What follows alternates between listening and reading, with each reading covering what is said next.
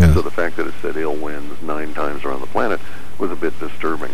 We thought initially it might be because of the Israelis attacking Iran using some kind of a giant bunker buster that they get from us and setting off some kind of a nuclear problem that gets into the jet stream Yes. and takes 9 times around the planet, or about 18 weeks, to fade away. However, corresponding with the rise in earthquakes in the Pacific and all of the strange weather and the hyper typhoons and stuff, we've had this really strange situation where we've had gamma rays at a high level, higher than has ever been recorded, in a continuous fashion as opposed to a bursting.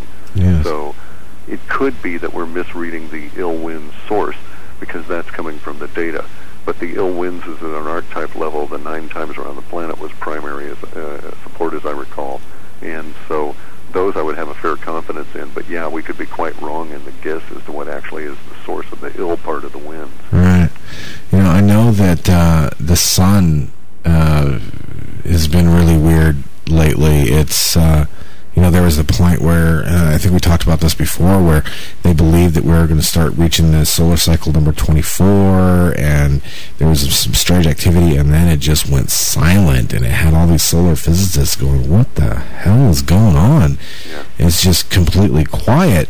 But at the same time, you know, it was kind of the calm before the storm, I don't know, but going back to our last solar cycle peak, when it raised some havoc with our electrical systems and our electronic systems, right, compared to the 90s, whenever that happened, to now, how embedded our infrastructure is with digital technology and how tight it is. Vulnerable. Yeah, if we were to get hit with a really strong solar There's an storm. interesting part of this, too, and that is that even though we've had no sunspots and we've had quiescence, we've also had very high levels of energy pouring out of the sun in the X-ray band and in other bands, which you just normally wouldn't see with this sort of behavior. Right, which is really strange. And Ian O'Neill, he writes for the Discovery Channel now.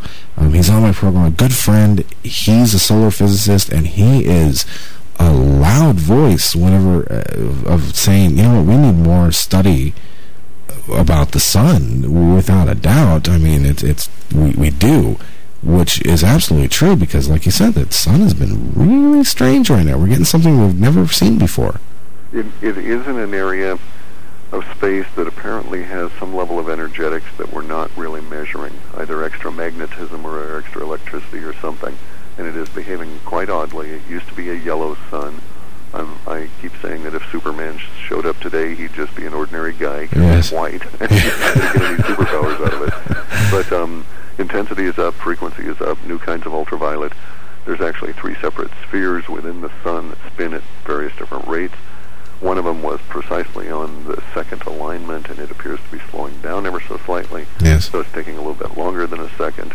Then we have these extra gamma rays and everything coming on out, and our whole solar system is affected.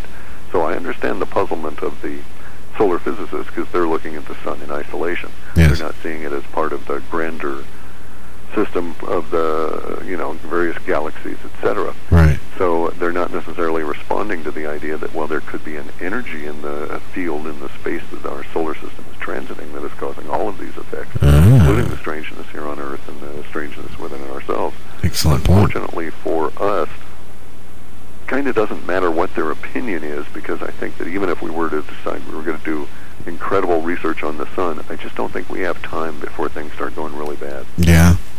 I'll agree with that one wholeheartedly.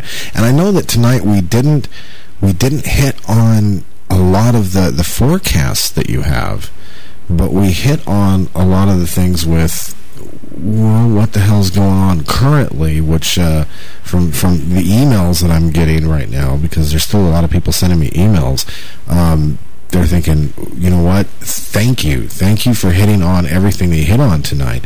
So again, Clif, as always, it's great having you on. I always have a great conversation with you. But tell me this one thing, out of everything, what is the most, what stands out the most to you right now out of all your data? Alien Wars 2011. Alien Wars 2011. We touched on that last time you were on. Right. It's because it continues to grow. It's really weird. I've been primed for this kind of stuff since growing up in the 50s and the 60s with all the science fiction and stuff, and it appears that disclosure won't be an issue anymore after that. Yes. It'll be a self-disclosing kind of a problem. And it's coincident with, the destruction of the powers that be and the shift into new cycles and everything. So yes. It's going to be about as chaotic a time, I think, as our planet has seen in probably hundreds of thousands of years. Yes. You said last time you were on that even in the case of kind of disclosure, in a sense, that it was going to come out of a obscure source, something that someone didn't expect, something like a little guy like me, for example, out here in the middle of Texas, that there was going to be something that came forth that just kind of put the whoa in all of it and really brought it to the forefront. Do you still see it that way? We have a couple of people out there that are good candidates for that, indeed, that are putting the wow factor back into things, and the linguistics are building up around them.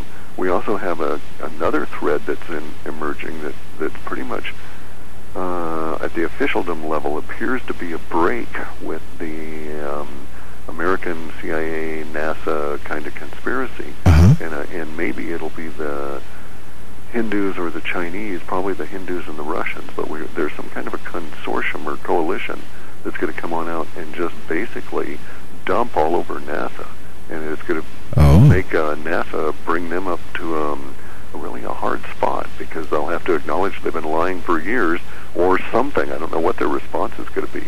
Yes. But it's more than just the water on the moon. It's going to be quite spectacular. Really? Well, I have a little package of information that I want to get over to you that kind of surrounds that subject specifically, from just things that we've gathered here. And I want to send it over to you, and I want you to kind of take a look at it and give me your thoughts on it. Sure. And if you think that we could do another show specifically about that, from what I've gathered, I would like you to come back and we could do just a show about that specifically. Sure.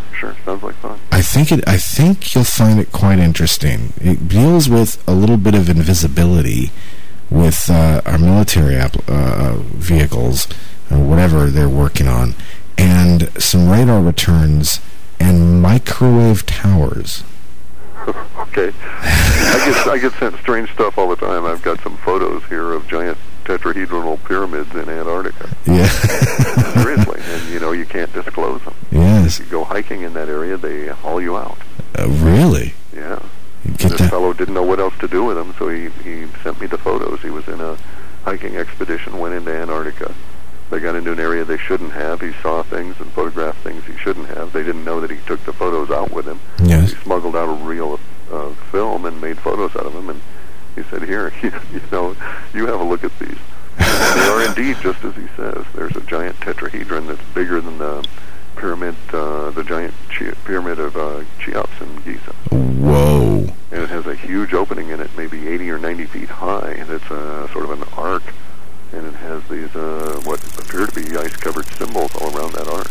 Really? Like a sort of a Cheyenne Mountain or whatever one of our NORAD kind of places might look like. Yes.